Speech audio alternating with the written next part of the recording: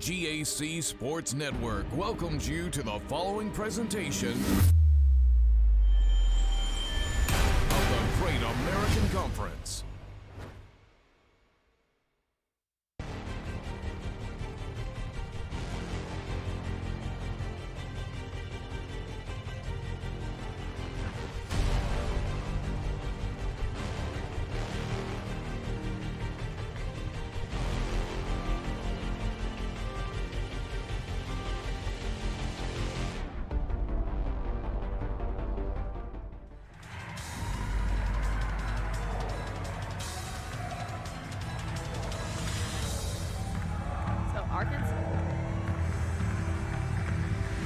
It's the nightcap here at Bartlesville, the Bruin Field House, the GAC Conference Championships. It's the basketball tournament, postseason action here, the 2020 edition, all those accolades, and I bring them to you right now because we've had lots and lots of basketball already. In fact, we've had extra basketball twice here. It is game 4 of this long day, but it's been a fun day here in Bartlesville. I'm Joey McWilliams, along with Hayden Pretty and Michael Westbrook, and we are pleased and privileged to get to bring you tonight's matchup. It's a number 3, number 6 seed matchup between Southwestern Oklahoma and Arkansas Monticello here in the 2020 edition of the GAC Conference Tournament. And Hayden, it wasn't that long ago when you were playing out there on the court in some of those very uniforms. Should be a fun one here tonight, and we're excited to get to bring it to you. Talk about this matchup. The last 2 times they've played, you know, they've been pretty good games. Southwestern's walked away with both of them, but you just never know what GAC championships are going to bring. Every game's a new game. Hayden Pretty, a former Southwestern Oklahoma State University basketball player, All-American in recent years, and this is this is one of her first opportunities really to get to see this from the conference level and take this vantage, so we're excited to get to have her on the sidelines right now. We'll talk about the starters in just a moment. Southwestern comes in with a record of 21-7, 16-6 in the GAC. And that was good enough for a 3-way finish for first place. So Southwestern repeats as conference champions in the regular season. But due to tiebreakers and how it all played out with Southeastern Oklahoma and with Harding, Southwestern drew the number 3 seed. In doing so, they take on the number 6 seed in Arkansas Monticello. 18-10 overall, 13-9 in GAC play. We just got through seeing the 4-5 matchup between Southern Nazarene and Henderson State. It went to overtime, and the Reddies came away with the victory as the number 5 seed. They will go on to take on number 1 seed Southeastern tomorrow in semifinal Saturday. Arkansas Tech, the number 7 seed after an upset on Thursday, awaits the winner of this contest. That brings you up to speed to where we are right now, and there's no score on the board, so I feel comfortable with that introduction. Yeah, you talk about that Henderson. They were waiting for me to finish with the intro. They were. Micaiah Tramble doing what she does. Tramble with an early 3, and the Lady Bulldogs are on the board first. But you're talking about that Henderson Southern Nazarene game, and what a game that was.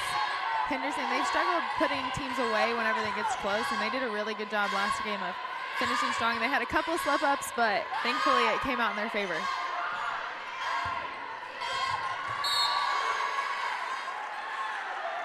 Going to stay with Monticello now.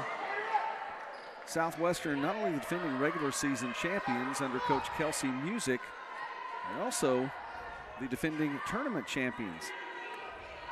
Winning in 2019 over Arkansas Tech, who was then the number 7 seed. It was an 87-66 victory in the championship game. You can never underestimate Tech in the tournament, ever. No, you really can't. Southwestern went on to win, get the automatic bid to the NCAA tournament, win 3 games in the Central Regional, and then go on to play in the national championship game, coming up short to Lubbock Christian in a double overtime loss in that championship game. The Lady Bulldogs would like nothing more than to get back into the NCAA tournament. It's a little bit of a different lineup tonight. Yeah, I know SWOSU, they've had a pretty good year, but I would say that they would consider it an unsuccessful season if the region does not happen. Southwestern is ranked in the regional rankings. We can get to those a little bit later on. As it stands right now, it's another turnover for Monticello. Southwestern sends out starters tonight. The home team wearing the gray: Beer, Ramey, Aska, Franks, and Tramble. Tramble responsible for the first three, and Tyra Aska gets 2 more on the board then for Southwestern.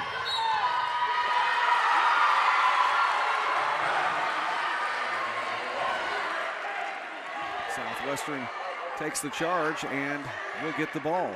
Monticello's starting lineup, as the Cotton Blossoms are wearing the visitors' dark uniforms, the road greens. It's Tidwell, Bradley, Muhammad, Tillman, and Hicks.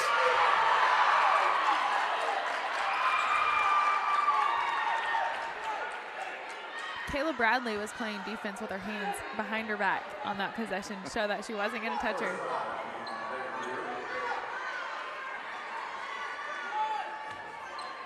Looking now at Kelsey Music, longtime coach at Southwestern Oklahoma State University, and has really brought this program into prominence. And as such, really a big part of helping the GAC grow. A good team playing in the NCAA tournament in a number of years, and of course playing for a national championship in 2019. Goes a long way. Meanwhile, on the opposing sideline, Greg Long in his first year at Monticello, and has helped the team back into the conference tournament after a 2-year absence. Cotton Blossoms are thriving under him. And that in and out of the hands of Tramble. She lost it, she got it back. She'll try a three. And it's tipped around, and Monticello will try to take it the other way, trailing by 5. Looked like that was a little out of control. Yeah, McHoward got tripped up a little bit, which caused her to lose the ball, but refs don't call it, not a foul. So that's exactly right. I got a chance to watch the Monticello girls shoot-around today, and as far as the shoot-around goes, I have never seen a more intense shoot-around than that one today. Long, he is a very intense coach. As you guys will see, he has a really intense coaching style, and he carries it in every aspect of practice, games, I'm sure other aspects as well. Beer driving in, and she'll go to the free throw line to shoot too. So a lot of action going on right now, not much happening on the scoreboard. Both teams look like trying to feel their way through this one. I know we have said this multiple times, but playing in Bartlesville, it is just, you got to get used to it. You got to get that. And the first game is always the hardest, no matter if you're the 1 seed, no matter if you're the 8 seed, no matter if you're any seed. That first game is honestly the most difficult game.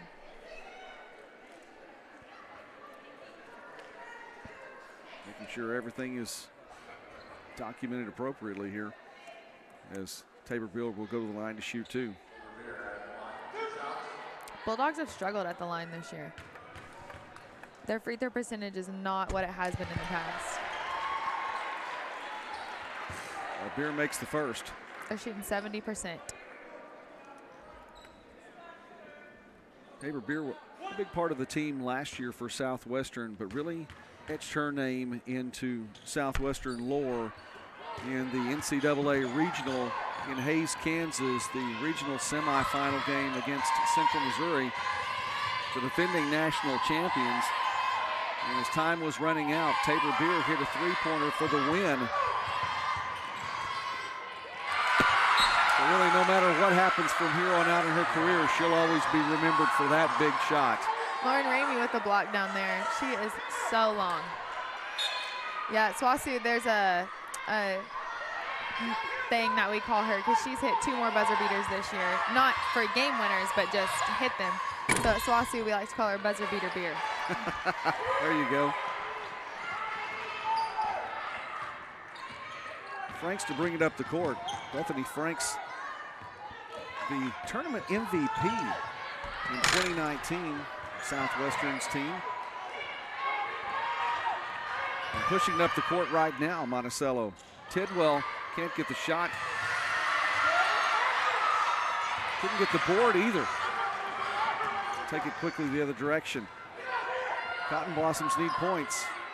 Aska trying to add to what Southwestern already has.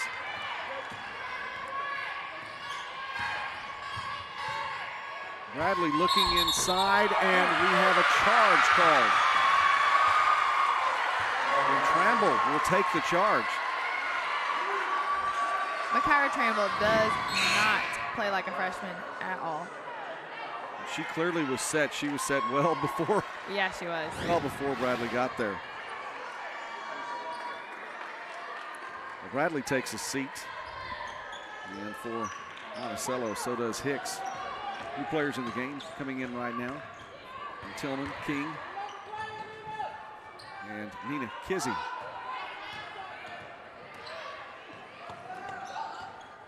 Bernicia Tidwell, she does a really, really good job of getting her hand in there and getting those steals. Probably why she's the GAC Defensive Player of the Year, but that's what you'll see a lot of her doing is she does reach in, but she does it very cleanly and she gets those steals. Southwestern 2-0 against Monticello this season. And it is Bernicia Tidwell. Okay, and we heard from the coach earlier, Bernasia. Yes, it is Bernicia, and I said it wrong. Okay, I'm saying Bernasia is what we heard. Instead of, there's so many different ways, and most of us have said Bernicia, and we'll talk about that in a moment because right now we have a timeout on the court. It's the media timeout. We'll be back in a moment here on the GAC Network, and we'll find out exactly how it's pronounced.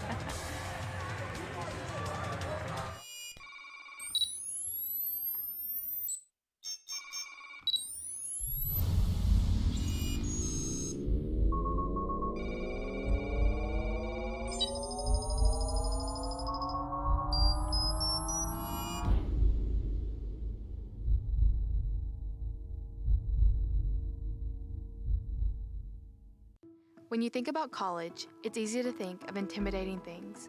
Like the large campus and classrooms, big books, and big tests. But when you get here, you realize that it's not just about these things. It's about the people. The people who pushed us to succeed.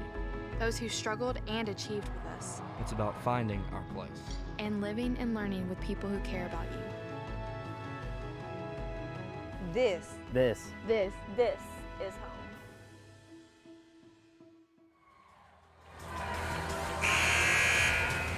All right, before we answer the question that everyone is wanting to know that answer to, Hayden Pretty, the Lady Dogs are off to a 6-point lead.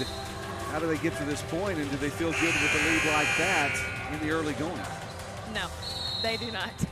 I know Coach Music is just saying step on the gas, keep shooting, keep taking it to them, hit shots, but no, 6-point lead.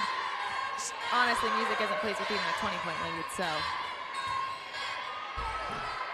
Well, the Cotton Blossoms are on the board now. First 2 points comes from King. Desiree King, the sophomore from Houston. All right, I believe we have the answer now. And so we're going to throw it to Michael Westbrook, who is the keeper of all knowledge in the GAC. Michael, how do you pronounce her name? Well, listen, I'm going to be the one that is credited for getting it right or wrong here, so I'll take the blame for all of us. But I think I heard Bernicia from Coach Long whenever he was being interviewed by Hayden. So let's go with Bernicia. You know, and by the way, just for anyone listening, if you're out there and you're a broadcaster or you're a prospective broadcaster or you thought about broadcasting, these are things you should know before the broadcast, and we really do know how this is pronounced, but it's just been said wrong so many times that we've decided to make an issue of it here, and so just have a little fun with it. But yes, it is actually listed on our pronunciation guide as Bernicia. We did get confirmation from the coach it's Bernicia, and Michael Westbrook said it's Bernicia. So really, that's all we need to know. No, I don't really think I have too much of a say there, but you know she's going to score a lot, so we gotta get that one right. That's for sure. Maybe if we just say Tidwell. Yeah, that's that's what Joey said the other day. That's exactly what I said yesterday. I'm going to go with Tidwell, and we'll just keep it at that. Suffice it to say, by the way, that player number 1 for Monticello is set to have a good night whenever she takes the court. Nice look ahead, by the way, too. Off the glass, the reverse. Great shot from Tillman. Monticello back to within 4. We talked about the fact, though, that Monticello had been a couple of years since the Cotton Blossoms has been here, as Aska hits that one from long range. You have to go back to the 2017 season, and then you have to go back even a little bit further, as Monticello is 1-5 all-time in GAC tournament history. That one looked like it's going to go off Tidwell.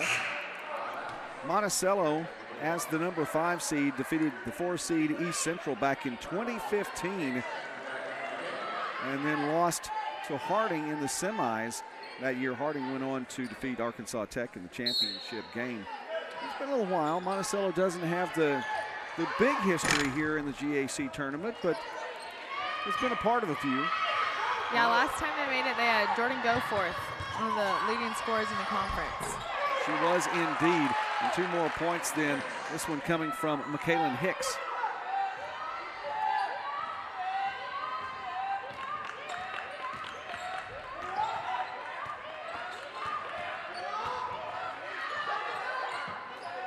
Southwestern's history in the GAC tournament has taken a little bit of a different route. Coming into tonight's game, the Dogs, or the Lady Dogs, are 15-5 overall in GAC tournament play, having won 3 tournament championships, the most recent one coming last year.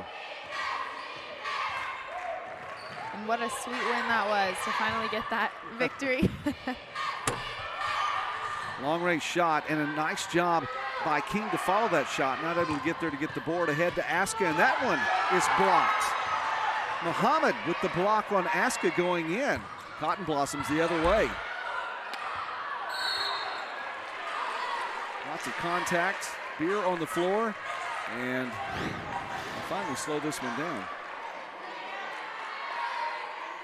I think you're going to see SWOSU maybe sitting back a little bit and playing the drive more against Monticello, considering they don't have the best three-point percentage in the league.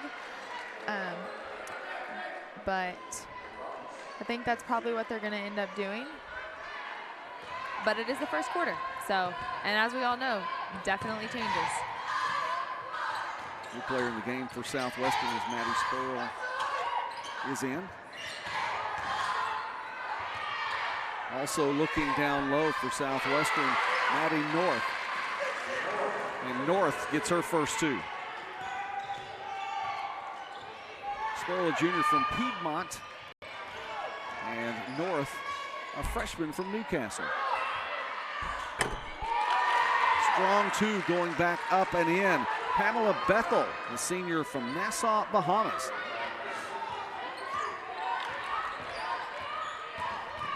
Maddie North, you'll see her inside, and you'll also see her step outside and shoot those threes.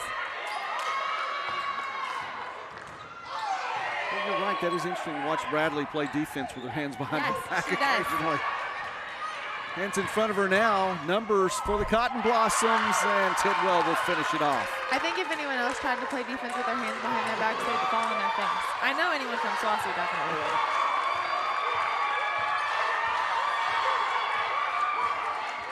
I mean, it's a good tactic. You're not going to get any hand checks. No doubt. I think it's actually getting in the players' heads. It's just honestly impressive that she can. It would mess with me. Well, it looks like a drill. It does, It really does and that look is a like defensive drill to do. Defensive drill.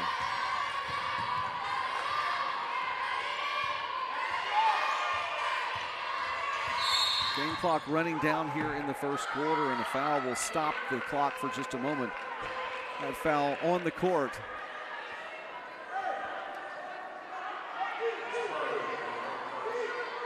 And while we're talking about names, it's Maddie Spurley. Spurley, yes. Me and her played in high school together as well.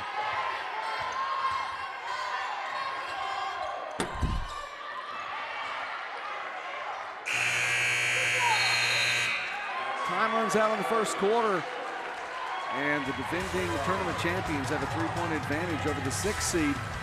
We'll be back in the second quarter in a moment on the GAC Sports Network. I mean, if you haven't thought about switching to Geico, frankly, you're missing out. The mobile app makes it easy to manage your policy, even way out here.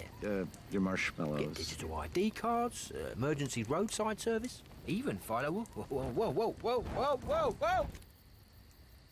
Oops, that cheeky little thing got away from me. My bad. Geico. It's easy to manage your policy whenever, wherever. Can I trouble you for another marshmallow? Looking back, I think I was a little nervous starting college. But from the moment I arrived at OBU, it felt like home. I found new friends, we laughed together, studied together, and learned what it means to be a bison. Amy. I got to know my professors and found out that they really care about me. I found my place at OBU.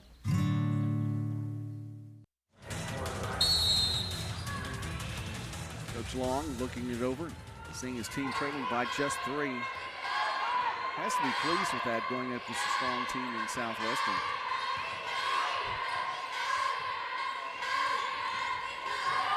Tidwell nearly loses it. The trap is there, but there's an opening now.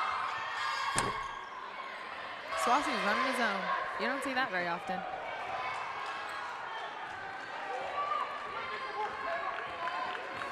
Rebound for Bethany Franks. Franks now has 5 here. No points in the early going for Bethany.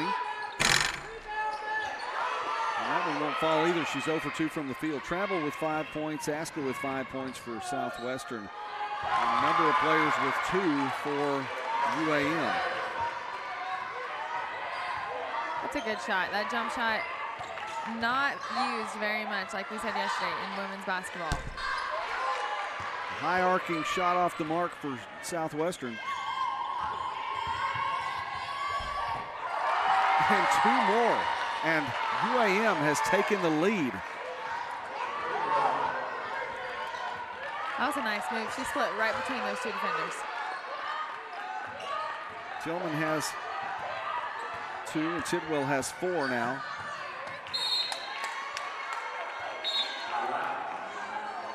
And will it stay on the Southwestern end? It will. Sperling nearly lost control of it, but it was last touched, it looks like, by UAM.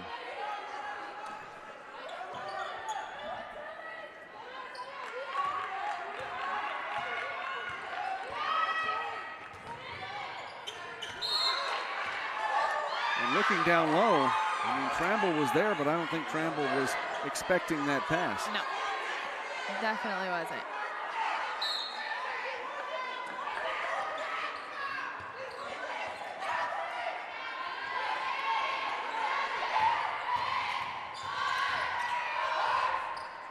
Not there, and it didn't hit the rim. A jump ball. It's going to wind up as a shot clock violation. I know the call was given underneath, but with the clock going off, they'll go ahead and give it a shot clock violation. I think just enough time before it actually hit out of bounds.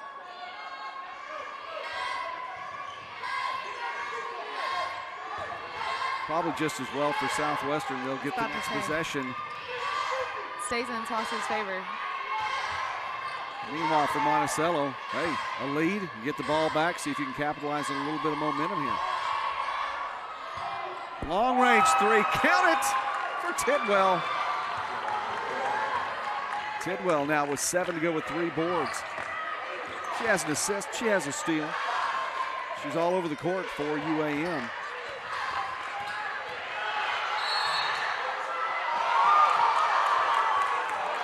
Coach Long wanted the offensive foul against Bear. He's not going to get that, and I think because there was still movement. We'll look at it again right here. And Bradley was moving her legs. Yeah, I don't see how, if you're moving your legs, how you can say that that's a charge.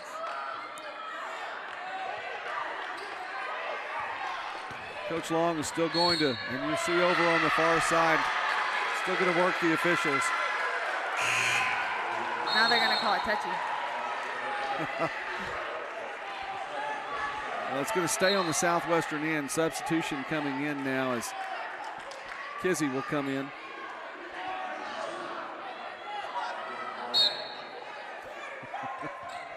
Coach Long is not done by a long shot. This one, however, will go the other direction. So you're right, it may get a little bit more touchy here. I just think maybe she's not going to leave any room for a question from now on. If it's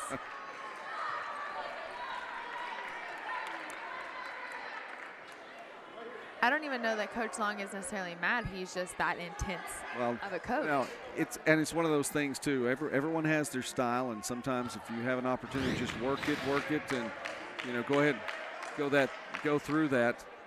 The officials going to look at the clock right now. Likely to see a lot of Coach Long. We've had 3 quality ball games today already. 2 of them have gone to overtime. Henderson State victorious in both of those, and Oklahoma Baptist coming away with a win in our first game today. The Oklahoma Baptist men, Henderson State women, and one of these 2 teams will get its victory tonight. The final of our 8 quarterfinal games here from Bartlesville. Tomorrow is semifinal on Saturday, and we'll get that scheduled to you just a little bit later on. Official situation has been rectified now, and Tidwell get the half-court offense going. Falling away, and that one goes through. McKaylin Hicks with 2 more. Hicks has 4. A strong take and a good finish.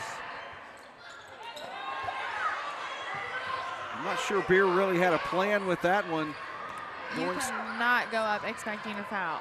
No, going strong to the inside. The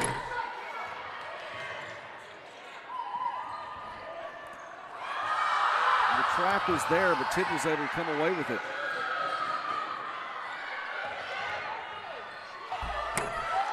And 2 more. Kizzy goes in. They've gotten an extra step. She's able to get it off the glass and in. And Monticello is up by 8.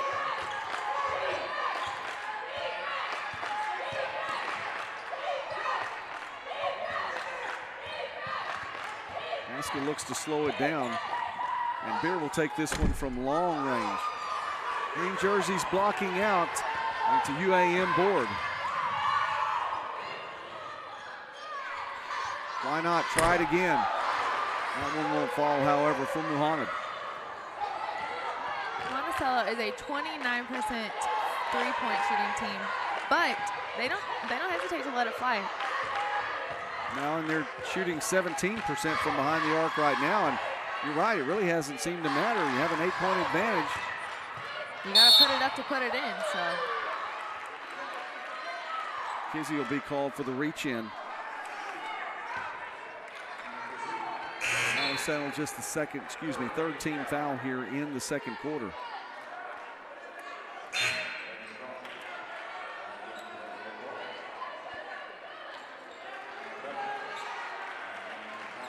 Coach Music looks unfazed at the moment.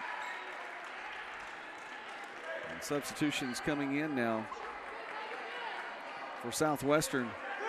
Reagan Crawford, a freshman from Piedmont. Another Piedmont girl. What is going on there? And for Monticello, it's Kaya Julian, also a freshman from Greenwood, Arkansas. We like to keep a freshman girl on the roster at all times. I say freshman at Piedmont. You said freshman, but I meant think Piedmont. We like to keep a Piedmont girl on the roster at all times. We like to keep freshmen on. Well, that's probably true too, yes.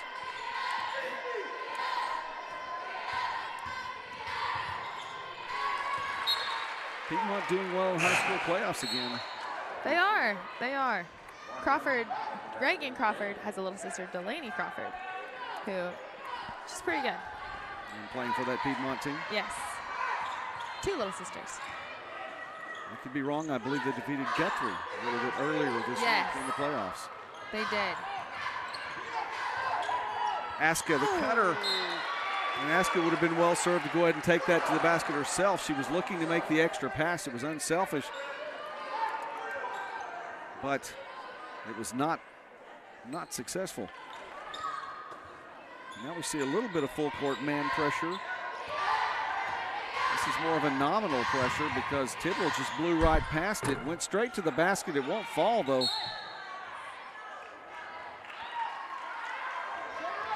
Tyra Asker, the first team all GAC, she's got to know to just go up with that at that point. It's okay to be selfish at points. I understand. But one of the things that stands out to me that last trip down on defense for Southwestern, we're not going to talk about it at the moment because Kizzy is going in strong, and she'll draw the foul from Aska. Now we go back to that for a moment. You give Tidwell the ball and let her take it coast to coast.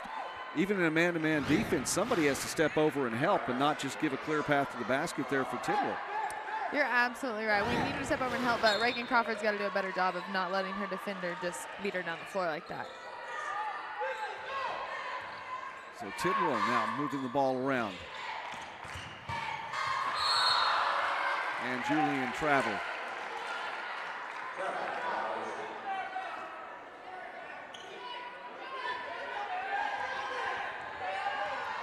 We talked about freshmen, and there are some freshmen out here getting their first opportunities here on the court in Bartlesville. It's the big stage here in the GAC.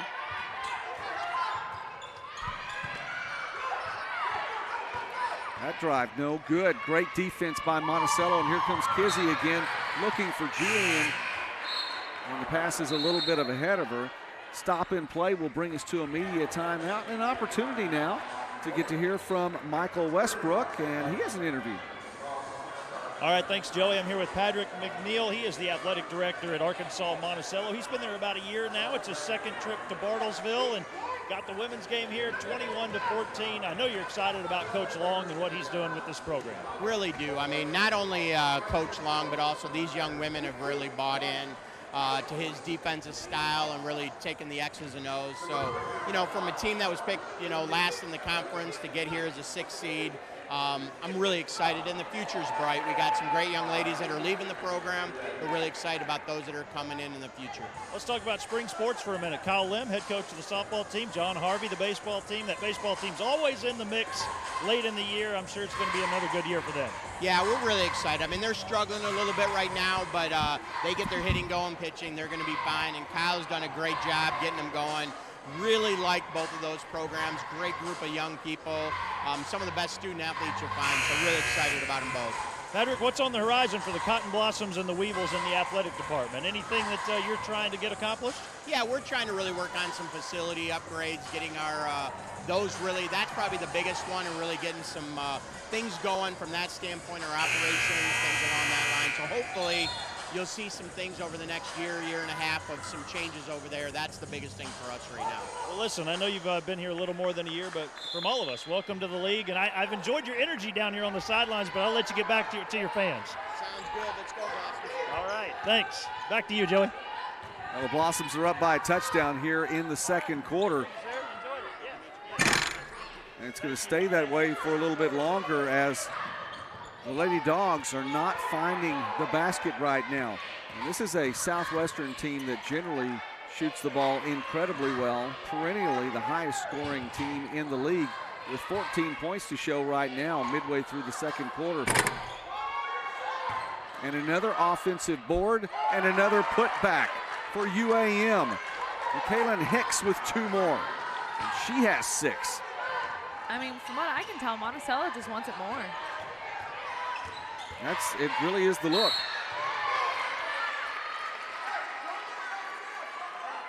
It gives off that appearance right now. And of course, we all know that nothing is given to you here. No. It's always earned.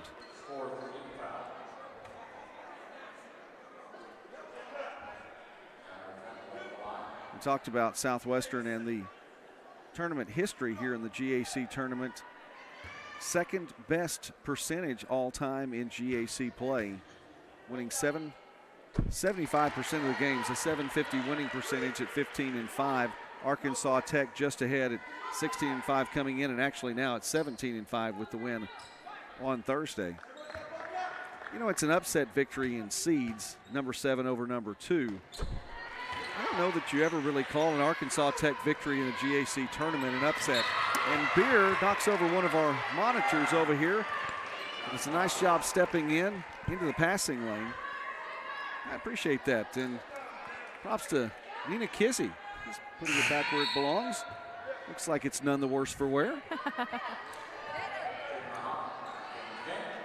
You can, like we said, cannot count out Tech ever in the Great American Conference Tournament. I mean, last year, both games went into overtime, and both games their starters fouled out, and they still made it to the championship game.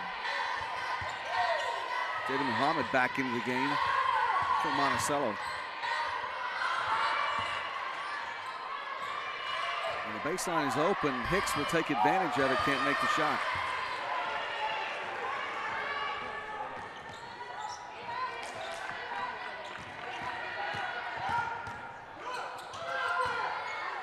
Free throw line, Franks, count it. And she'll have an and one opportunity. That is Bethany's shot. I wouldn't necessarily call it a jump shot, but that set shot from about the free throw line area, that is her shot. Well, we've talked about some players here in the tournament that are good mid-range jumper shooters. Of course, we've talked about Katie Webb, and we will do that ad infinitum, I'm sure. But Bethany Franks is one of those players as well. That little, you mentioned, about 10, 12 to 17-foot jumper, she has that down. I asked her last year, I said, why don't you just take a couple steps back? She's like, no, it's not my shot. Muhammad for three, count it. It's back to a 7-point game. And there's just been a number of openings here on the offensive end for UAM. Spurley, she'll counter. And it's back to a 4-point game. Travel is going to make UAM earn it at the free throw line as Pamela Bethel will get 2 free throws. One of the things that also that you look at then that Monticello's been able to take advantage of, Hayden, and it looks like from this vantage, not just the nice passing, but the baseline has really been open. It's on both sides of the rim there, and I mean there are gaps in it. The Southwestern defense is not filling those gaps. Yeah, they definitely do need to get in the gaps, but they cannot give up the baseline. Like you said, they've been giving up the baseline in what to me looks like a zone. But they've just got to do a better job cutting it off. They just got to want it.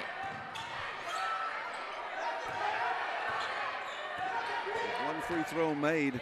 Franks hard to the basket, and that one won't fall. That's a strong take, but Bethany's got to finish that. And Franks now with 1 for 6 on the evening on the other direction. They are letting those threes fly, and why not?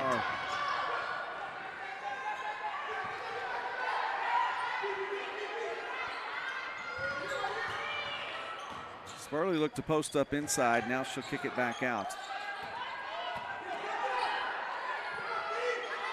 Beer's long-range shot won't fall. Franks there, and she gets the board and the hoop. Bethany Franks now with 5 points and 8 rebounds. Bethany Franks, her rebounding, her just basketball way to read the ball off the rim is truly an art.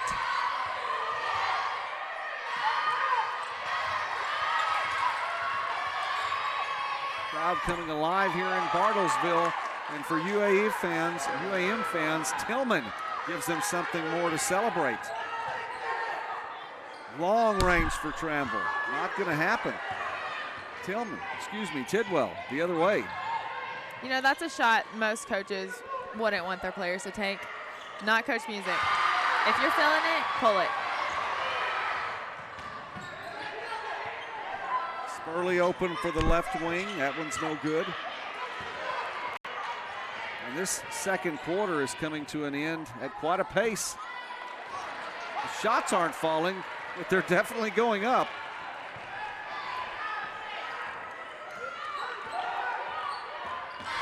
Southwestern, one more opportunity possibly here. Beer, off the basket.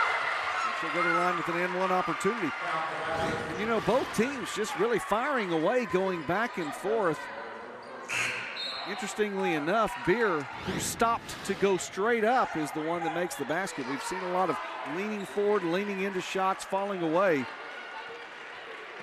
I thought that was a very smart take by Tabor to get inside, use the jump stop, get her up in the air, going up into her, and then to finish the shot on top of that. That is a super smart take. Free throw won't fall, so Monticello with 18 seconds left and a three-point advantage. And time for UAM to milk the clock here. Tidwell driving in, the spin move, it's up and in, and she'll go to the line. Great finish. Nice drive, stopping and spinning into the middle of the lane as she got around a defender. And it's a 5-point advantage right now. Will stay that way, it looks like. One more opportunity. And we come to the end of the first half. An upset brewing here in Bartlesville. Monticello on top of Southwestern, 31-26. We're going to take a break here at the half, and we will be back with stats and more in the second half on the way to the GAC Sports Network.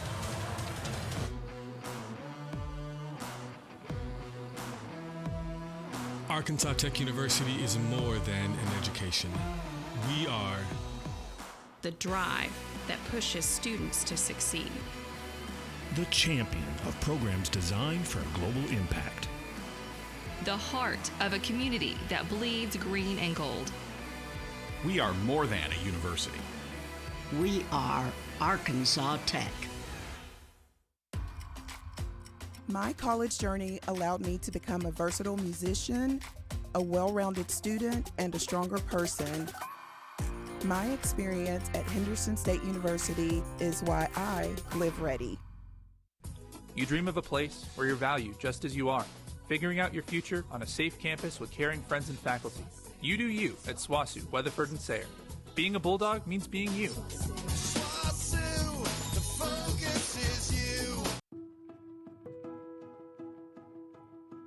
When you think about college, it's easy to think of intimidating things. Like the large campus and classrooms, big books and big tests. And the long journey you'll take to achieve your dream career. But when you get here, you realize that it's not just about these things. Instead, it's about the people. The people who pushed us to succeed. Those who struggled and achieved with us. Believed in us. It's about how we feel when we're on campus. It's about finding our place. It's about family. You may not always know exactly where you're going, but at SAU, it's about discovering yourself and living and learning with people who care about you. It's about finding your home. It's about being home. This is home.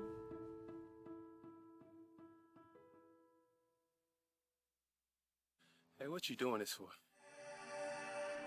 Just out here for recreational purposes? No. Working, man. Mission today is to work hard until you can't go no more. It's always a team mission. Can't get nowhere without the team. It takes everybody. 1, 2, 3. Hey, you better be open. You better be open. Man, listen. There's only one attitude that you gotta bring. Let's go. That you need to bring. Work. I mean, we come out here every day to get better. It was easy, everybody do it, man. We work out on the street, you feel me? We the best in the nation. We outwork y'all, we outwork anybody. We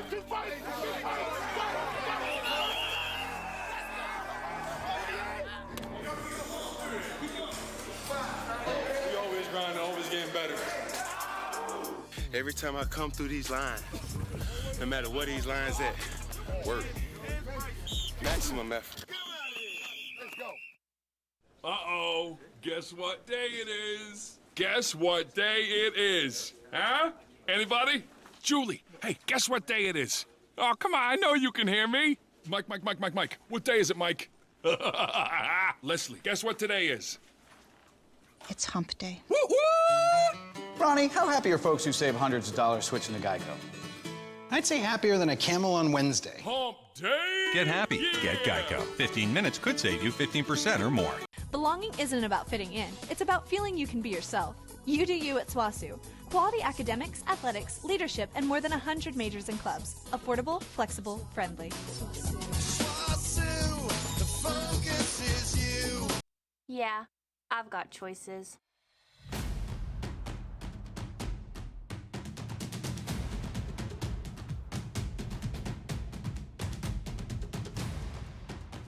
I'm ready for my future.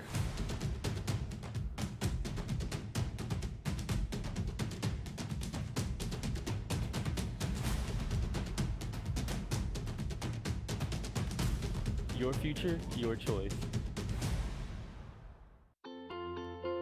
Back home, the world seems small. Here, it has expanded. I've been challenged and have grown in knowledge and in spirit. I've been part of something bigger, something special. Surrounded and supported by new brothers and sisters who were once strangers. And my sense of community and my role in it has grown too. Harding University, a community of mission.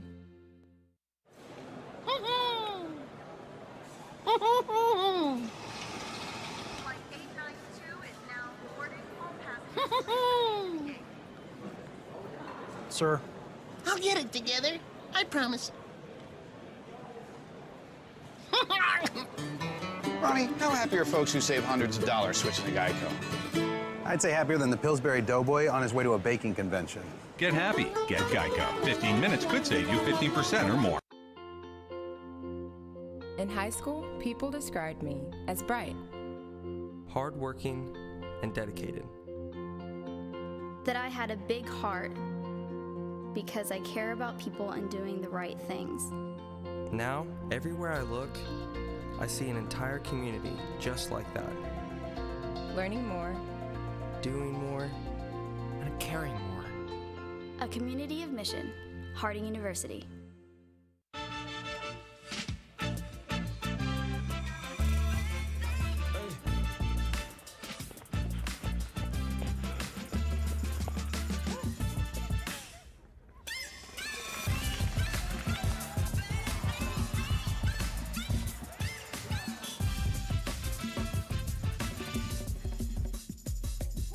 If you have the talent and dedication to succeed in school and in sports, we'll provide the opportunity. Pay my bill. Your account is already paid in full. Oh, yeah, in that case, back to vacation mode. Boots and pants and boots and pants and boots and pants and boots and pants and boots and Voice-enabled bill pay. Just a tap away on the Geico app. Running outdoors, you got to take what nature gives you. We'd like to say we run when they don't. So we want to give you products to be able to run when you don't think you should run, when it's pouring rain outside, it's snowing. We're going to have products for you to get out there.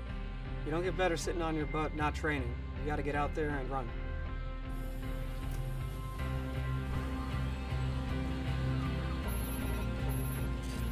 At Under Armour, it's always about premium textiles. They need to perform, they need to be the best. The merging of hybrid textiles with naturals and new seaming and bonding and super sleek, modern, fast, futuristic designs, that's where we are really going to turn it up a notch.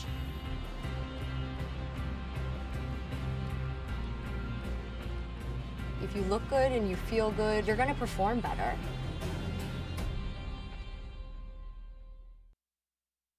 How to spot a boll weevil. Boll weevils are a fascinating species. They're known to travel in packs, are highly intelligent, and can thrive in any environment. Each and every boll weevil is unique, and they have unique opportunities. But they all share one common trait. Every boll weevil has a bright future awaiting wherever they go. And that's how you spot a boll weevil. Learn more at uamont.edu. While studying chemistry, I learned so much about science, and even more about myself. The professors at our school are amazing. They made a difference in my life and prepared me to make a difference in the world. Thanks to Henderson State University, I live ready. Ladies and gentlemen, your attention please. GEICO would like to take a moment to say thank you to our military service members at home and abroad for all their hard work and sacrifice. We all sleep easier knowing you're out there keeping us safe. And on a personal note, I was really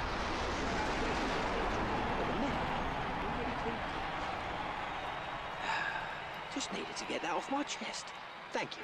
GEICO, proudly supporting the military for over 75 years. Before the house, before the office, the late nights and new bosses.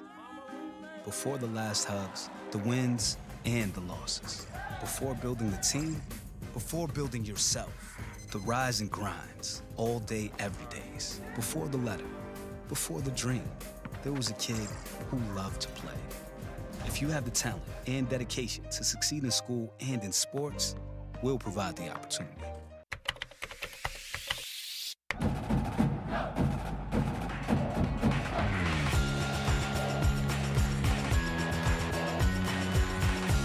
The professors care and they go out of their way to make sure that you are going to succeed.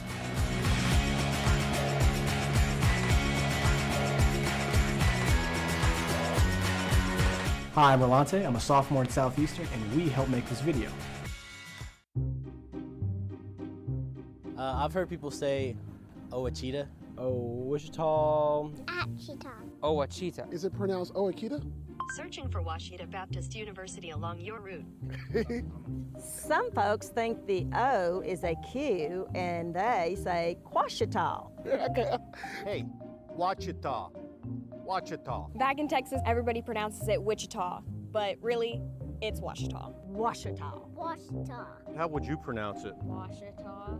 Ouachita. It's Ouachita Baptist University. Get it right.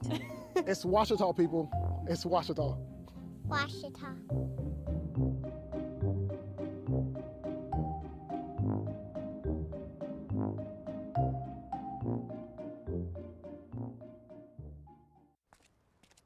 So how do you make it? How do you overcome the odds? There's Natasha's way. Be shy, focus on yourself, till they focus on you. Or Juana's way. Why be one champ when I want to be two? Be like Yusra. Let nothing Syrian refugee pulls boat to safety. destroy your dreams. Screw fate. Or maybe you beat doubt one step at a time, like Johnny. What about Zoe? Never satisfied. Not with trophies or stunts. Then there's Dennis. Work with what you got to get what you don't.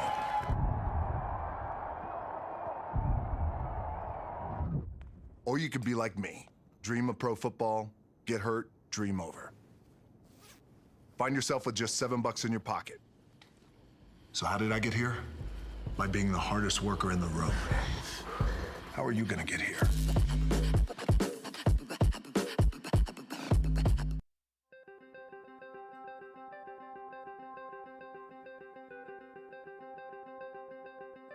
Character, culture, and Christ have been the motto for Southern Nazarene University for many, many years. When I came as president, I was really curious about those words and really curious to dig into the archives. In fact, a conversation on campus one day with a visitor to our campus who asked that same question, what is character, culture, and Christ?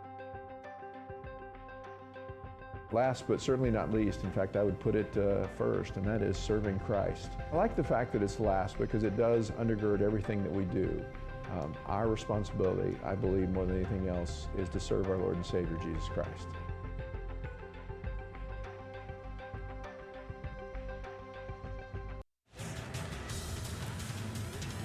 Back here in Bartlesville as the halftime score shows UAM on top of Southwestern 31-26.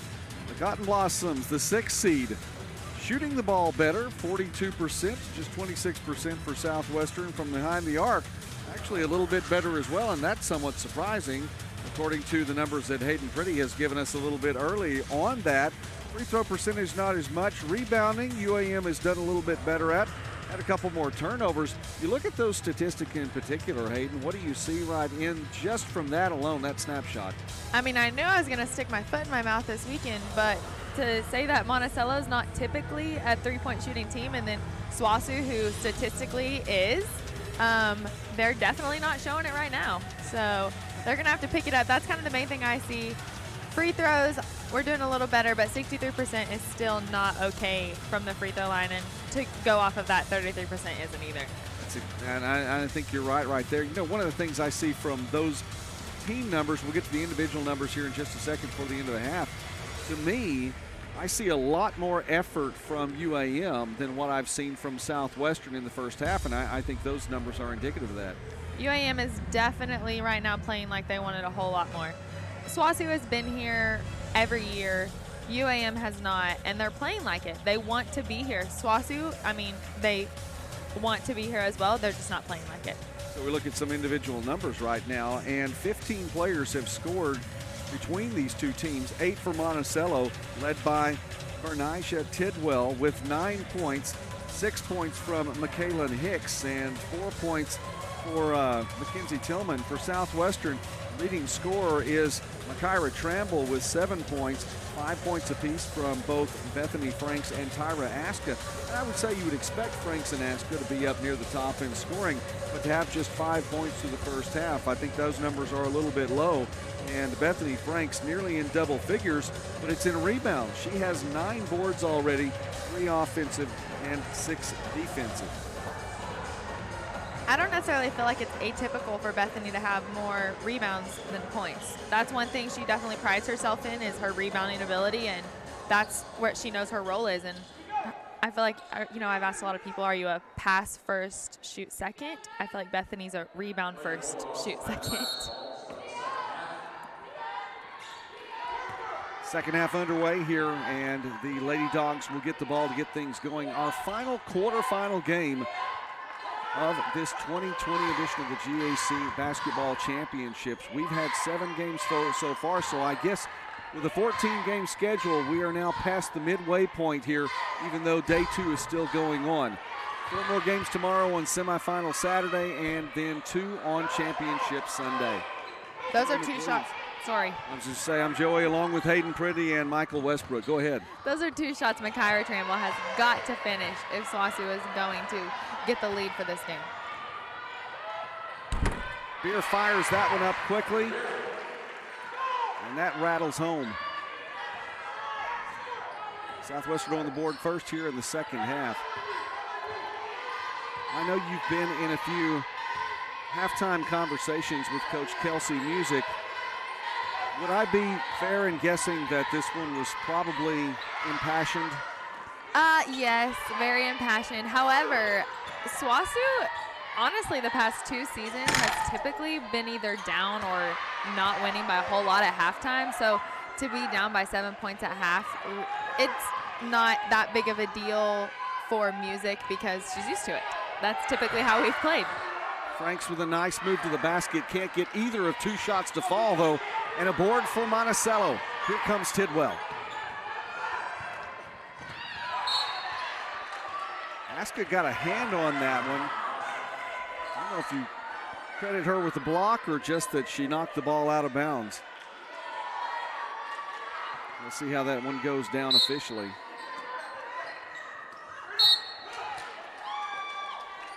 One way or the other, that one's going to be a foul.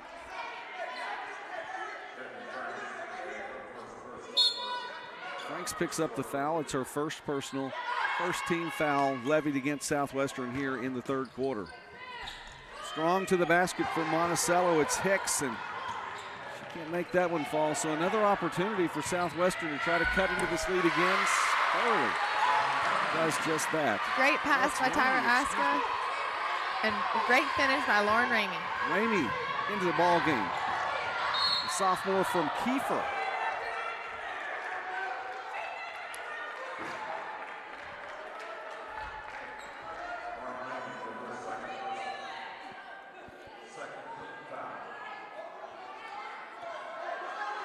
A little bit more height in the game right now. Lauren Ramey brings a 6'1" frame into the contest.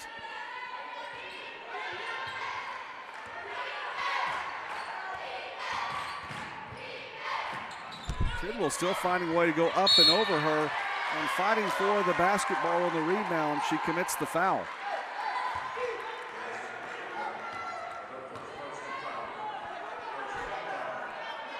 Well, for the effort with which Monticello has played, and that has not diminished since the second half has started, it hasn't resulted in points yet, and Ramey for three will give Southwestern the lead.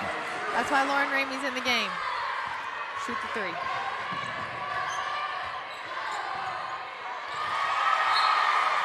And the defense stepping up now for Southwestern.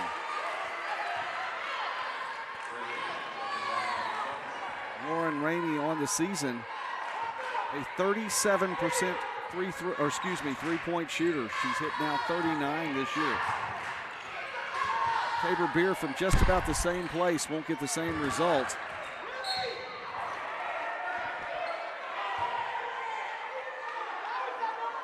Not sure what happened there, but neither player looked too happy about it. No, and they both went down pretty solidly, and I think Hicks had her arm caught underneath Franks, and Franks wasn't in a hurry to get up.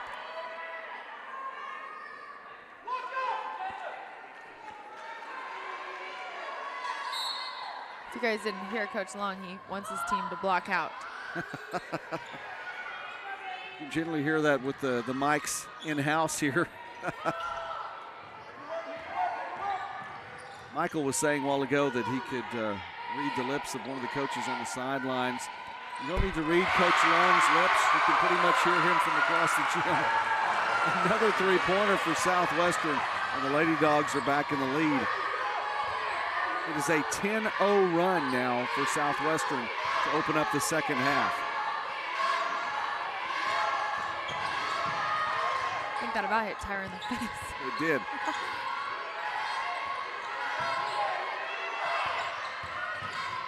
Kizzy strong to the basket, still fruitless on the offensive end.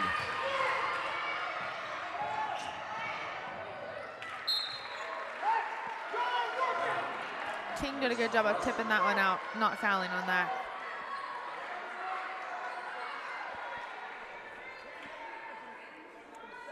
Southwestern now, some of the players starting to put some points on the board. Ramey with 8 points here, by the way. And Tramble with 10. In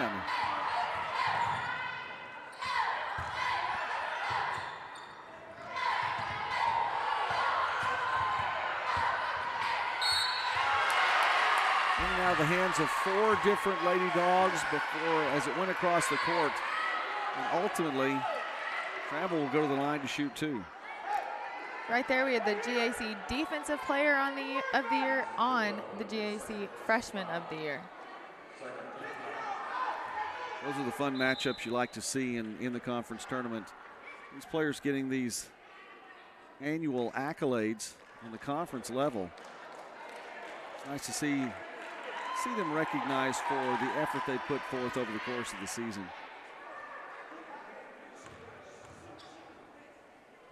And usually you will get to see matchups like this. It's just the way the seeding works out. Sometimes you get to see it in the quarterfinals. Sometimes you don't see these things until you get to the championship game, but generally you'll see some fun matchups. Tidwell now with 2 fouls. I said earlier she's got those quick hands. She does a good job of reaching in there without fouling. And Coach Long is displeased, and Franks and Hicks have been mixing it up. And honestly, I was looking down at this end where the ball was, watching it come down the court, and you see Franks hit the court. Yeah, I heard a thud, and I looked, and Bethany Franks was on the ground. Hicks didn't like the call, and that's her 3rd personal foul, so she'll take a seat right now.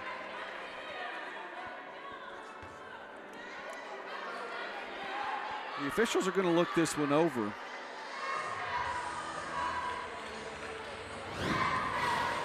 Take a glance at this right now, and I'm not sure what all they can see because I would imagine the camera was following the ball down as well, so we'll see if there's another camera angle. The timeout on the court right now. We'll have an opportunity to hear from Michael Westbrook, who's interviewing a special member here on Press Row. Yes, I'm a long ways off from you guys, but just a couple of spots down here. The great Doug Self, he's in his 8th year as the lead stats man here in Bartlesville, and crunching all the numbers, inputting all the numbers. How tough is this down here on Press Row, Doug? I'll be honest, by the end of the day, after 4 games, especially when you're coming off of 2 overtimes, it makes for a long day. Having, the school that I work for in the last game of the day makes it nice, though, so the energy level's still high today.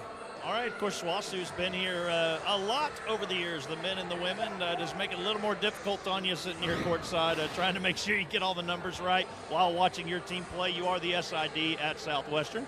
To be perfectly honest, I think it's a little easier because I know all of our players. So if I look down at the screen, I know what happened. I know what players are in what spots, and it's a little easier. I don't have to think or try and find out who that player was. So that part's actually a little bit easier. Now, normally we got Josh Collins here helping assist along the way. You got somebody else here helping you this time. Yeah, Josh Collins couldn't make it this year, had other stuff to do back at SWOSU, but I got the great Scott Keedy here. They kept him off the golf course this year, and he stayed in to help me keep some stats. So what I always like to say is you miss 100% of the stats you don't take, so I'm here to try and take them all. Well, we appreciate all your coverage on the stats. Thanks, Doug. Go Dogs. Joey? That's the best interview I have heard in recent years on the GAC Sports Network. It's always good to visit with Doug Self, and have to throw a Doug Self dropout at least once every tournament, usually once a day here. And in all sincerity, he does a fantastic job not only with the stats but also as the Assistant Athletic Director for Media Relations at Southwestern. So you may have heard that explanation from the official, checking to see if it was an intentional foul. It is just a common foul. So you probably saw that on the replay there.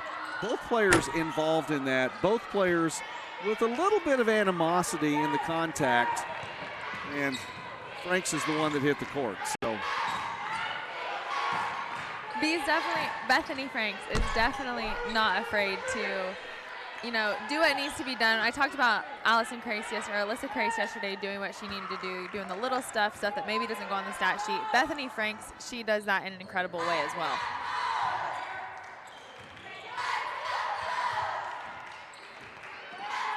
The thing that stands out to me now about Monticello in the second half is it's still a 0 on the scoreboard in this third period. 31 points, but they're yet to score here since the intermission. They started out similar to this in the first quarter, though. So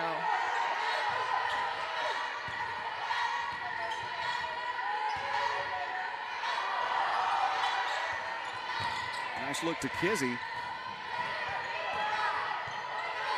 Strong to the basket and count that one. Desiree King with 2. I spoke a little too soon.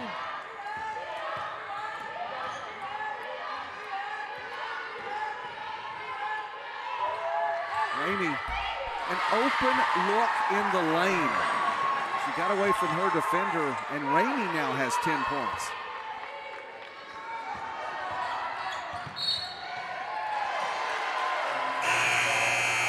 A carry, you don't see that called too often. No, you certainly don't.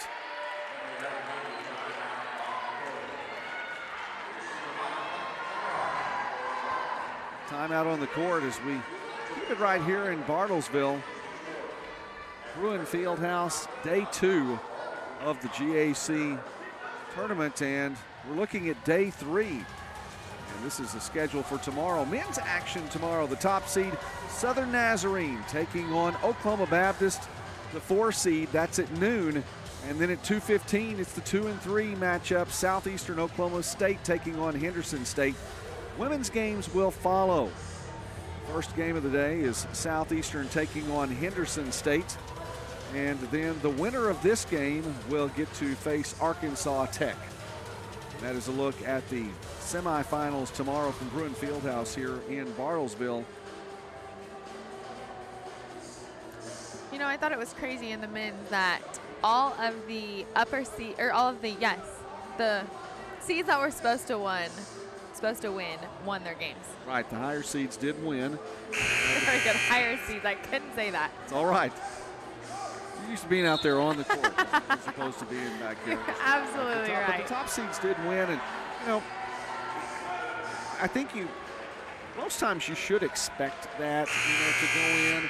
I mean, seriously, to see an upset shouldn't surprise anyone, but there's a reason they're the top seeds because they played well over the course of the season.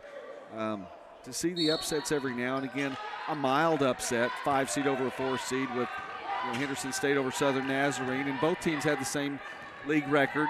And again, I go back, can you ever call Arkansas Tech a win for Arkansas Tech an upset, no matter what the seed is? Tidwell, coast to coast. She gets her own rebound, and the follow-up is in. Bernijah Tidwell. She now is in double-figure scoring. She has 11. When Monticello went on their run in the first half, it was because they were getting those transition buckets. They were pushing it at SWOSU. If SWOSU is going to keep them from not doing that again, they're going to have to not allow them to get those easy runouts. And definitely cannot let Bernijah Tidwell go coast to coast. Aska strong to the basket. She has 7 now. 3 for 10 shooting for Aska tonight. Not a night like she's used to having. No, but as many shots as SWOSU puts up. Well, Ramey with the block with authority, and that's what bringing her into the ball game also brings to the table some defense there. We talked about some height, and she has that. I've heard lots of coaches say you can't teach height. So having those players that have that height is something you can't teach, so it's nice that they have it. Gonna stay with Monticello. I'll go back to a point you were making too just a moment ago about the semifinals and teams that are in it. In the women's bracket, and we're seeing it right now again tonight, all 8 teams, I don't think there's any one of these 8 teams that you could look at and say, I don't think they could win 2 or 3 games. On the men's side, it looked to be a little bit different just with the makeup, and to say that a team couldn't have pulled an upset in the first round, a lower seeded team, I'm not going to say that at all, but I think that all 4 of the higher seeded teams are more suited for a 3-team run in the conference tournament on the men's side. I would agree with that. I mean, to see that all of the higher seeds won in and of itself speaks a lot about that they have the ability to win 3 games in a row. Another basket for Bethel. She'll go to the line. Monticello is making that run like they did, about the same time that they did.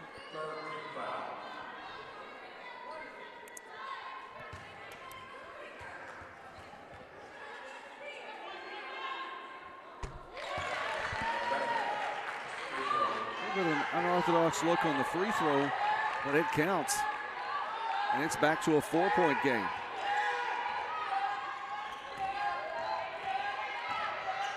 Trammell not afraid to go to the basket, starts that move at the top of the key. You don't see that very often. Kyra Trammell getting blocked.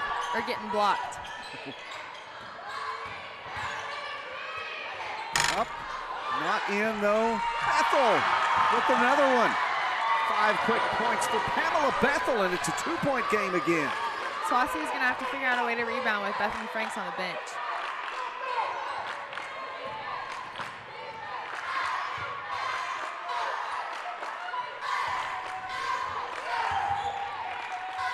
The dribble penetration for Southwestern is going only so far and kicking right back out. Ramey pestered on defense and finally gives it up. How about the play from Mackenzie Tillman? We talked in the first half about how Monticello was playing like they just wanted it more, and they're doing it again. Ramey will give way to Maddie Spurley to come back in.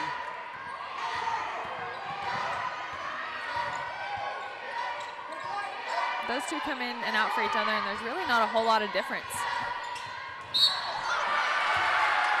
You can see physically the frame is about the same, but apparently the player style as well. And it's a little bit too much momentum there for Kayla Bradley. You saw the left arm go out just a bit, and that's going to draw that whistle just about every time. And that is her 4th. And I say that especially when you see the arm extend from the body. she does where she puts her hand behind her back on defense. Maybe if she did that on offense. Well, Muhammad is there to get in the way and cause the turnover there as traveled.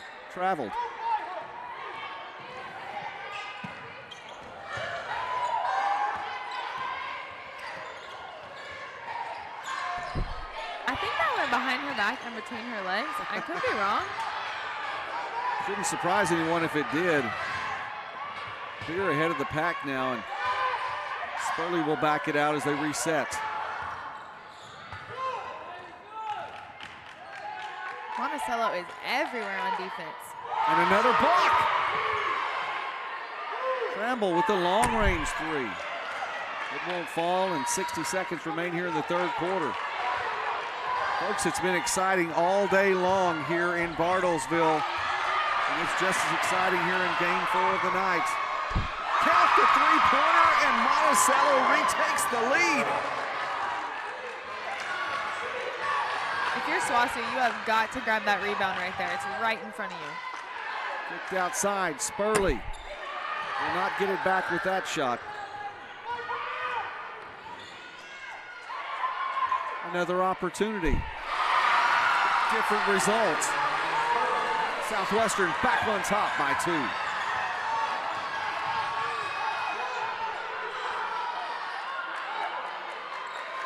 The crowd has come alive here in Bruin Fieldhouse. They are loud. I think it's both sides, SWOSU and Monticello. Traveling violation after a nice pass from Tidwell. The clock was winding down. Coach Long is still upset. He'll probably take that into the fourth quarter. But Southwestern will take a lead into the fourth quarter. 10 minutes remain here in Bruin Fieldhouse. One more on the day. And it's been a fun day here in Bartlesville. Back in a moment.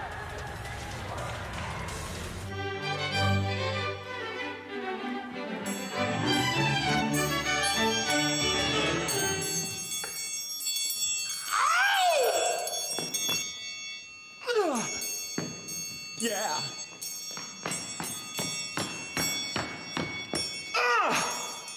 A triangle solo? Surprising. What's not surprising? How much money Sam and Joanna saved by switching to Geico.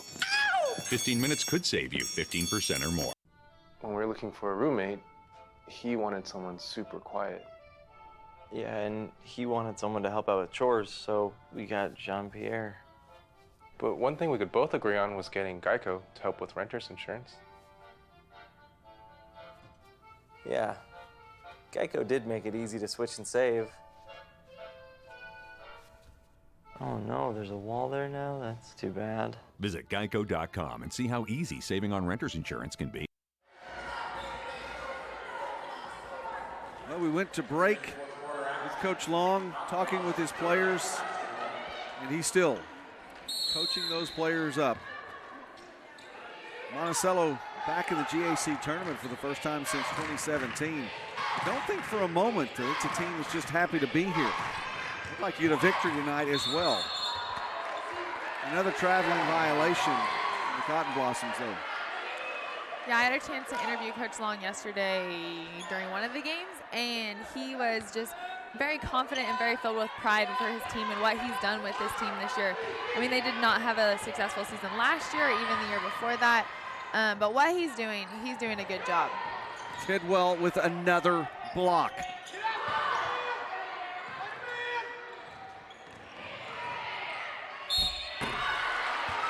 Tidwell has 2 blocks to her credit now. She has definitely been harassing on defense, and that's what you would expect from the defender of the year.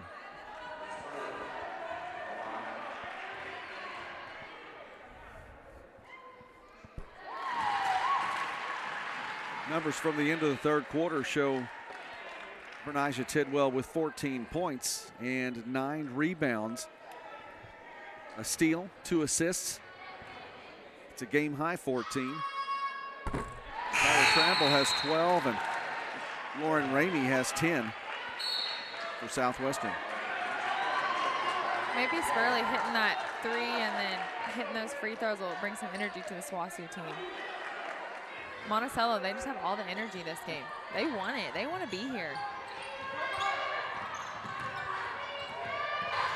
Here comes the trap. Tidwell able to get rid of it there. Good defense by Bethany Franks right there, able to cut her off. Stay on the Monticello end. We're seeing a little bit more of the trap now, the defense stepping up here in the fourth quarter for Southwestern. And that's something that Coach Music implemented last season was the press and the trap and all that. And that's what she really pushes is get the traps, make them uncomfortable, push them.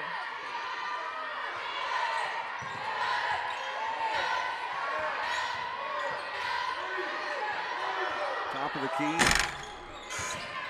Set look is there and bring up another three-point opportunity.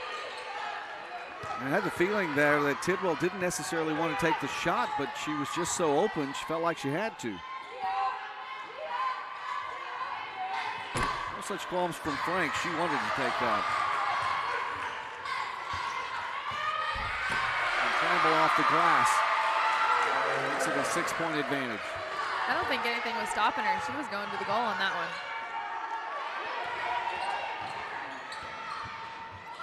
Strong to the basket. And a little bit too strong according to the official. Mackenzie Tillman will pick up the charge.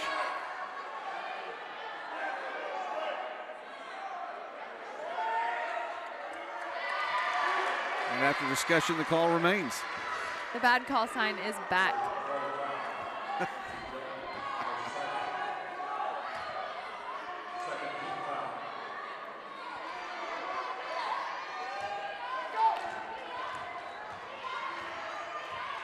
It's a very polite bad call sign. No foul language or anything like that. It's just, hey, that was a bad call. Matter of fact. Well, Tillman with contact again. And that's going to be her third personal, so she's picked up a couple quickly.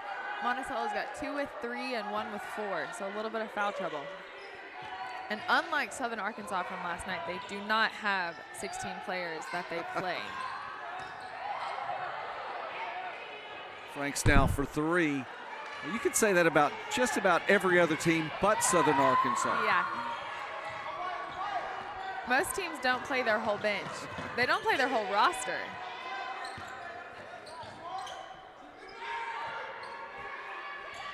Well, for Monticello, you don't have to get it all back at once, but you do need productive trips on the offensive end. Saw some momentum near the end of the third quarter, but it's drifted away here. Good hustle by Bethany Franks right there to get that rebound.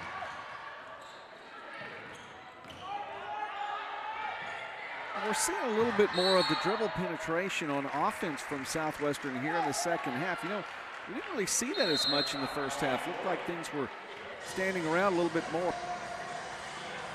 So, I mean, I'm just seeing more from that on the offensive end right now. SWOSU has a tendency to definitely settle for threes. There's a moment here on the timeout, as a matter of fact. Let's go ahead and take it to Michael Westbrook right now, as he has an opportunity to talk to someone that's seen some time tonight. Yes, absolutely. Damian Thornton is standing here by me. He's the newcomer of the year in the Great American Conference, supporting Southwestern in this one. It's a little bit different watching the game from the upper arena, the upper echelon, but here you are supporting Southwestern. What are your thoughts on this game? Oh my God, it's a crazy game. We are up by 6 and 7 minutes left. I just hope we can keep this lead and keep it going. I'm standing down there on the sidelines with you a moment ago. It's like you're a player and a coach at the same time. So what is Southwestern going to have to do here? They just need to tough it out and just keep going, make easy shots and stop turning the ball over, because this game is getting too close and they can't handle us, honestly, if we control the ball. So we just need to, oh my God, just take control of the game already and just end it out. All right, let's talk about you and your team for a moment. As a newcomer of the year, real quick, what are you going to try to do next year to improve? Oh my gosh, win this conference tournament. We're going to be here next year and we're going to win it. That's my goal. All right, good luck to you and the rest of the Southwestern fans. Thank you, thank you. All right, Joey, Hayden, back to you. All right, there it is, Southwestern. Go ahead and pack your bags.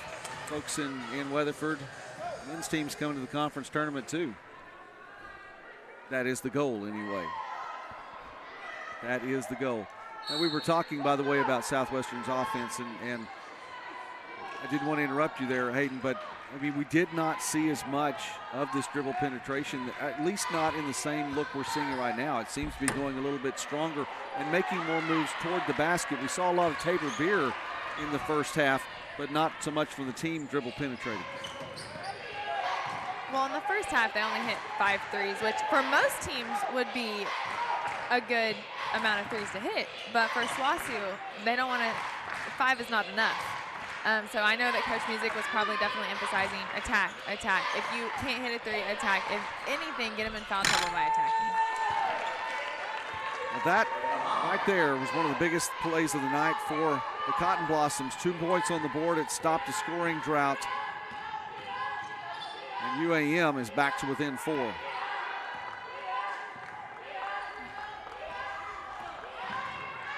Muhammad on the night has 5 points. Spurley with another good look. But it won't fall, and here comes Tidwell looking to go coast to coast again. We talked earlier how Spurley and Lauren Ramey have a very similar style of play. Yes, they do. Spurley looks to attack a little more, whereas Lauren Ramey just wants to shoot more. So that's probably a little bit of a difference with Spurley, with more driving. It is back to a 1-point game as Monticello now finding the basket once again. And Muhammad now with 8 points.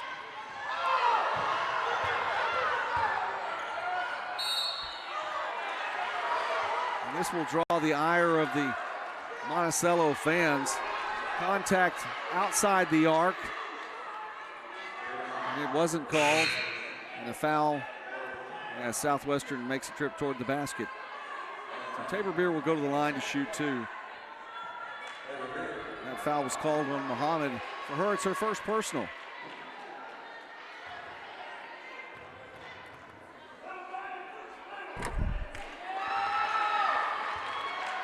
Tabor is a 63% free throw shooter.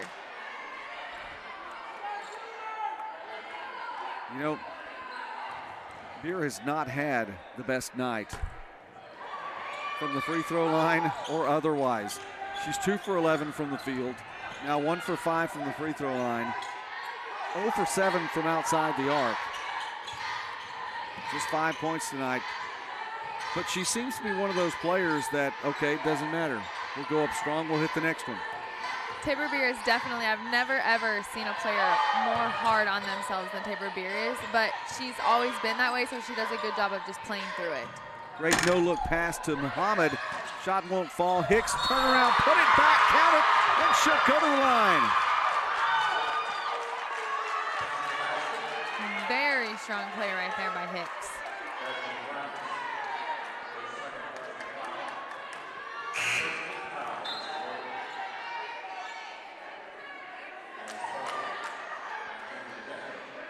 So Beer will take a seat now, nearing the midpoint here in the 4th quarter. Now what you're going to see here is Makaira, who is a 4 player, is now going to be the point guard.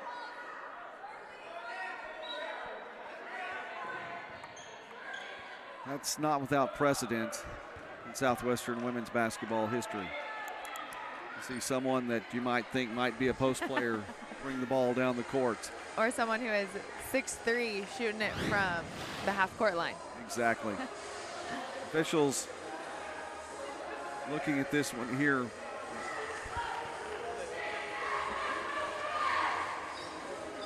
There was definitely contact between the two. I don't know a whole lot about the review, but can you go back this far and review it?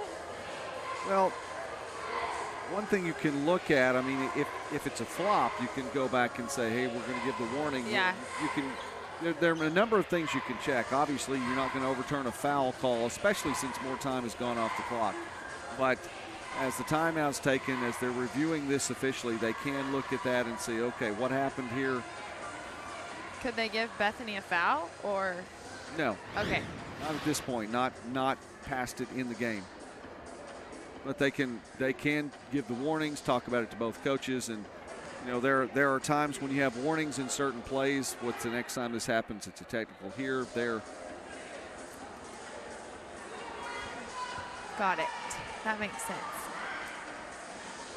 And the official told us they didn't see anything different that warranted their attention, so they went back and looked at it.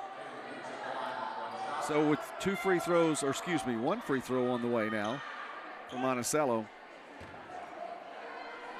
I don't think Long is too happy about that.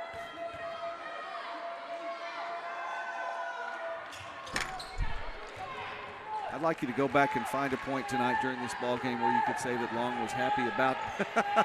Yeah. A lot. I mean, he's a very intense coach. He is, and I don't mean to say that in a negative way at all. That's not at all. That's a testament to his intensity. And there are coaches that look that way, and that's a coaching style. Meanwhile, on the other end, Southwestern trying to regain the lead. Monticello just took away. It's back and forth all night tonight. We've seen overtimes in games 2 and 3.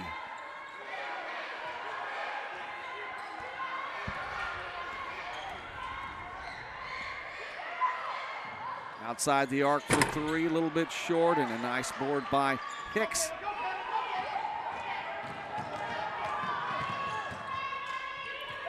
Monticello's trying to run.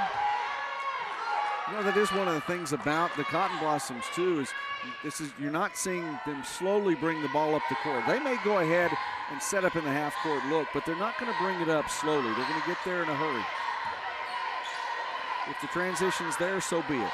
We talked to the intensity of Coach Long, and it translates to his players. You're right.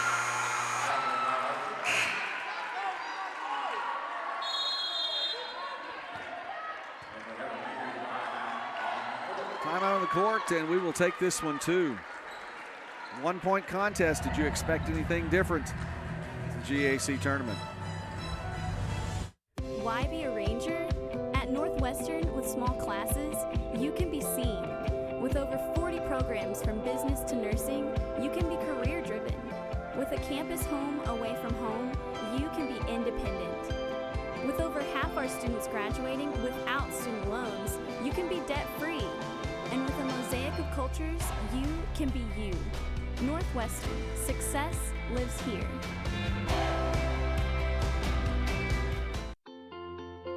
Back home, the world seems small. Here, it has expanded. I've been challenged and have grown in knowledge and in spirit. I've been part of something bigger, something special. Surrounded and supported by new brothers and sisters who were once strangers. And my sense of community and my role in it has grown too. Harding University, a community of mission. Kelsey Music with a little bit more instruction for her team. It comes out trailing by 1. The 6th seed on top in this one right now with 4 minutes and 13 seconds remaining. So far in the women's bracket, we've seen lower seeds win 2 times out of 3. That is true. And the guys, the high seeds have won, and then the girls, Southeastern pulled it off. Top-seeded Storm comes away with a victory. 2-seed in Harding fell. The 4-seed in Southern Nazarene fell. Southwestern trying to avoid that fate.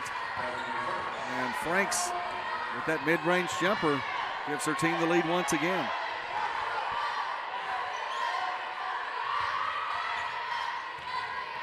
SWOSU sticking with the zone. Well, you know, the 3-point shot, still not that effective for Monticello. Now 4 for 17 from behind the arc. And Kizzy will draw the foul. Should go to the line to shoot 2. Well, I believe shoot it, well, yeah, shoot 2.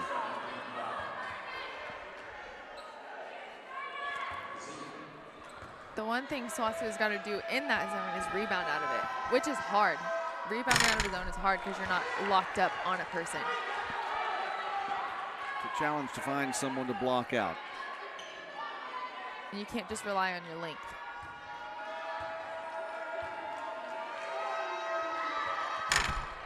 Second free throw falls, and this one's tied once again. There's Tidwell with those quick hands. That's right, the steal. And it's back to a Cotton Blossom lead. And how about that? The GAC Defensive Player of the Year showing out tonight here in Bartlesville. Aska. Southwestern right back in it. 3 minutes remain.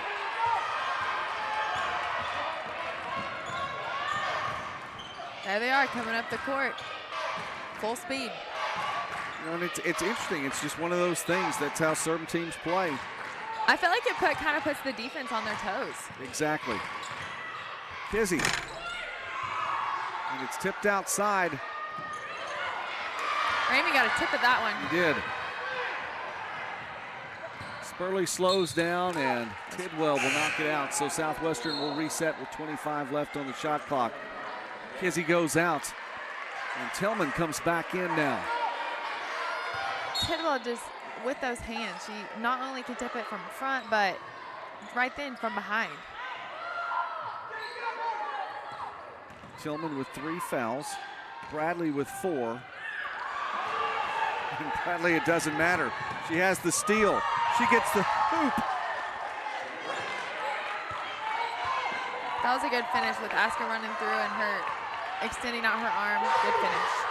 Exactly.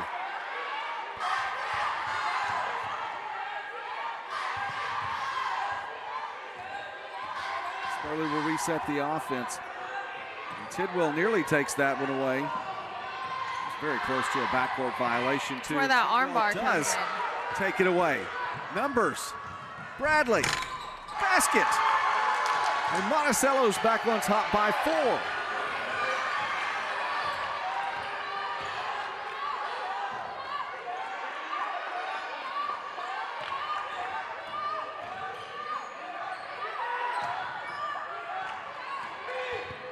Spurley goes left side and loses the handle on it.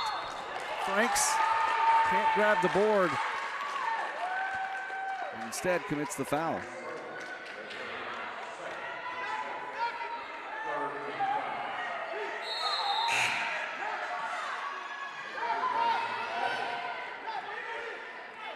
I believe that was charged on Franks. Instead, no, that's charged on Spurley. So it's the 13th foul, and for Spurley, her second personal. Tabor Beer back in the game.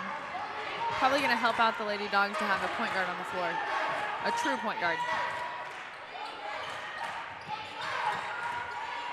Well, and Beer, I would imagine, as Bradley goes strong to the basket. Good hands on McCarra Tramble. Even though Beer hasn't put a lot of points on the board yet, she's always an offensive threat. And just for ball handling, to have a true point guard over someone who can just run the point, there is a big difference in that. Bradley. And they'll go around the horn, the other side, Muhammad. Bradley once again taking it strong to the basket. And it is now a 6-point advantage. Monticello with the energy once again.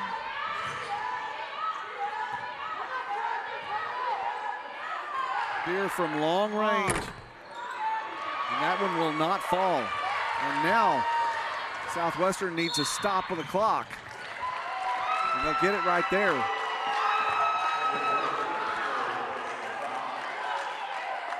Tabor Beer with her 3rd foul. It's team foul number 4, so it will not send Monticello to the free throw line.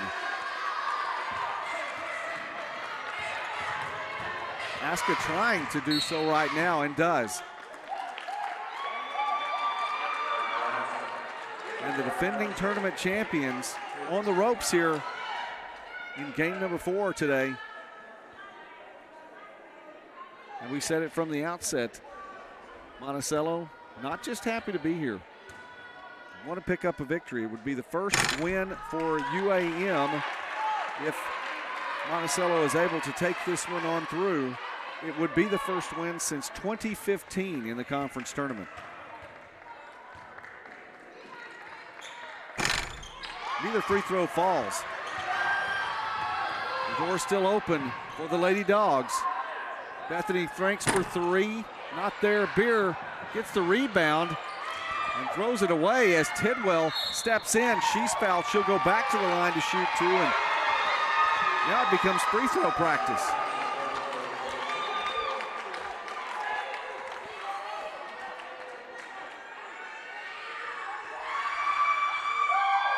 Third foul on Franks.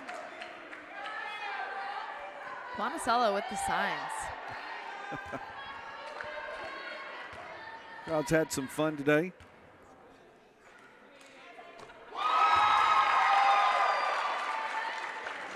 Well, the men's team came up short. The women's team trying to pull off the victory here in Bartlesville.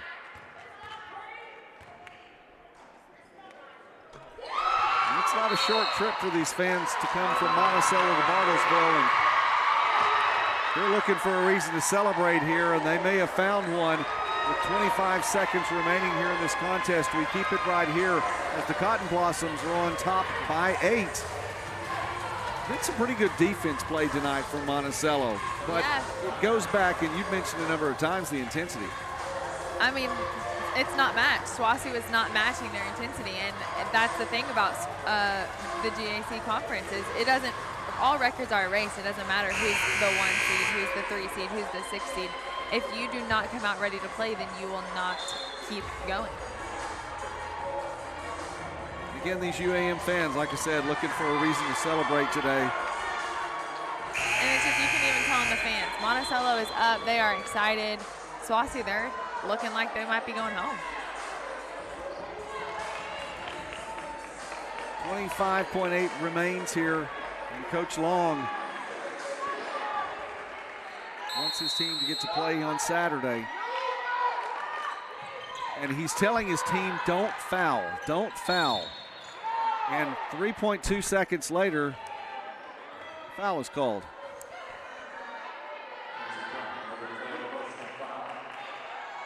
And that's going to send Southwestern to the line. I heard someone say she was shooting. I heard that too. She's going to get 2 free throws anyway, but at least time isn't going off the clock. Oh, the fans helping out here in Bartlesville. First free throw is good. You know, some of these fans have been here all day like we have, and, you know, it's a long day with 4 games to watch. And it's been a lot of fun basketball, but we've had 2 overtime sessions on top of that. So Southwestern gets it back to within a 2-possession game as Monticello takes the timeout. Cotton Blossoms have 3 timeouts remaining. Southwestern has 2. And we may see a couple more taken here in the closing seconds of this game. 22.6 remain. Music has definitely used her timeouts more this year than I've ever seen her use her timeouts. So she may use them to advance it a couple of times, draw up some plays. Well, and there, you know, like I said, there is time, but it's going to have to involve likely a foul, and I think the play always would be, and I would imagine it would be here, unless there's someone that just is not a good free throw shooter, and you know it. You try for the steal first. Go for the defensive play first before resorting to the foul, but when the foul is necessary, it would need to come quickly. And there's the near steal. Now you have to employ the foul. It's not happening. Monticello, great job moving the ball around. Time ticking off the clock.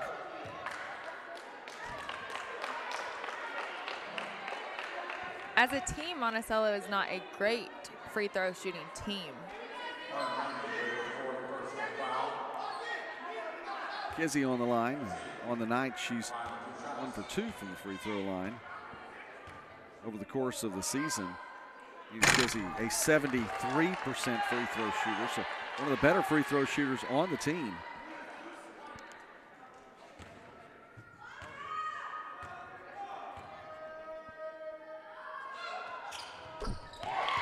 makes the second. It was important that she made one of them, and she did just that, so it's back to a 3-possession game. And how big was that for Monticello? Not only to get the inbound pass, it was nearly stolen, but about 9 seconds tick away with the good ball movement to keep it out of the hands and keep it away from the Southwestern players. Yeah, SWOSU couldn't catch him. Also, that free throw moves it from a 2-possession game to a 3-possession game. We did see a 5-point play, though, in the last game. That is true. That is true. Something you just don't see very often.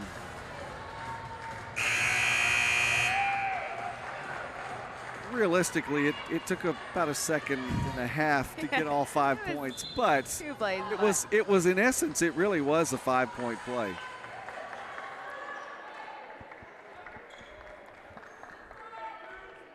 We've seen a lot of things here today. We've seen an 8-point lead erased in 1:28. Quickly firing on the 3-point attempt. Southwestern, and this thrown ahead. This ball game is just about over. Time will tick away. One more foul with 2.3 seconds left. And for the third time in the 2020 edition of the GAC tournament, the women's bracket will see the lower seed come away with a victory. Our semifinals will look like this. The 1 seed taking on the 5 seed, and the 6 and 7 seeds meeting up on Saturday. Has the 6 and 7 seeds ever met up? Let me check that out. We have so many papers over here at the end of the day and falling down. Time will run out, and we'll check on that in a moment. In the meantime, we celebrate with Monticello. The Cotton Blossoms making their first appearance in the GAC tournament since 2017, winning here in Bartlesville for the first time in 5 years. Coach Long's team survives and advances, moving on past the defending tournament champion, Southwestern Lady Dogs. And see here, not one time. No, that was on the men's side. Never happened on the women's side. Wow. So this will be a first tomorrow. That's an interesting observation there. Good job, Hayden. It'll be a first tomorrow from Bartlesville. The 6 and 7 seeds will meet for the first time. It's been a long day. It's been a full day, and it's been a day of upsets and overtimes. And Hayden, it's been fun though. It has. It has been fun. It's been good basketball. I mean, 2 games with free basketball and then this game at the end to end the day. It's been a good day. Can't ask for more than that, except maybe one more interview with one of the players from the winning team. Michael Westbrook, you have that. Okay, thanks, Joey. Bernaja Tidwell here with us, 19 points. What did it feel like out there when the clock hit 0? Man, it feels so good. We didn't beat them in the regular season. It's been a minute since our program has got a dub against SWOSU, so it's always a good feeling. You got some teammates behind you here. Everybody's excited for Monticello, I know. This is really big for the program. Just talk about the performances from some of your teammates today. Man, everybody showed up and played and did what they had to do. We had some big plays and, man, just working together. Congratulations on the win. Good luck tomorrow. Thank you. All right, Joey Hayden, back to you. Thank you, Michael. Well, Makaira Tramble in her first opportunity in Bartlesville made some noise today with 14 points and 13 boards, but it was all about the intensity from the Cotton Blossoms. UAM comes away with a victory. Bernaja Tidwell leads the way with 19 points and 13 boards. 8 players scored for Monticello in the win. It was a team effort all the way around. Semifinal Saturday is just a few hours away for Michael Westbrook and Hayden Pretty. I'm Joey McWilliams. Thanks for watching. God bless you. Have a great night.